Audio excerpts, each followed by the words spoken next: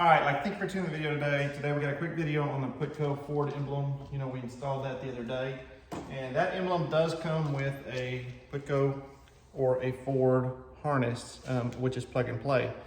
This is the pigtail, which you plug into your headlight. And this is the pigtail where it plugs into the factory harness. And then this just plugs into the Putco deal.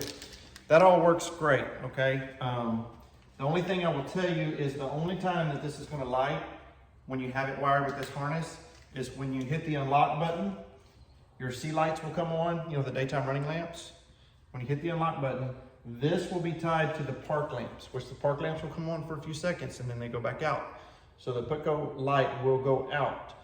So if you want the Putco to light up when you're driving, you're gonna have to tie it to an ignition accessory or to your auxiliary switch. I tied it to my auxiliary 1, so when I have ignition, it comes on, and you just leave auxiliary 1 on. If I wanna turn it off, I can just turn that auxiliary 1 switch off, which is right over there by the battery.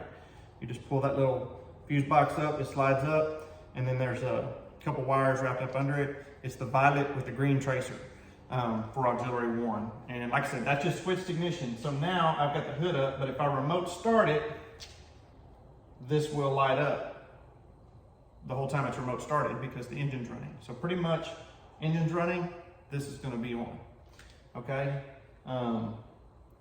So that gets it on during the daytime. But one of the things that I don't like is like, if I hit the unlock button, doing it this way, you can see the park lights are on, but I'm not using this harness right now. I actually have it tied to auxiliary 1, so it's not lit up, right? But now if I'm driving down the highway, the C lights are on and it is lit up, okay?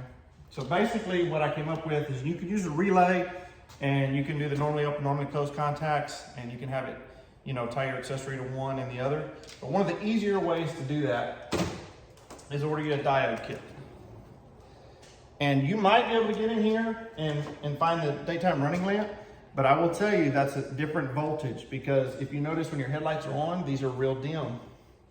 And if you notice, if your headlights are on, the C lights are, headlights are off, they're a lot brighter. So the voltage changes on these LEDs. And so for me, I just wanted to keep a constant 12 volt to it, keep it pretty simple. So I didn't dig for that. I just said, you know what, I'm gonna tie auxiliary 1, and then I'm gonna order this Hopkins diode kit, which you can see right here off Amazon.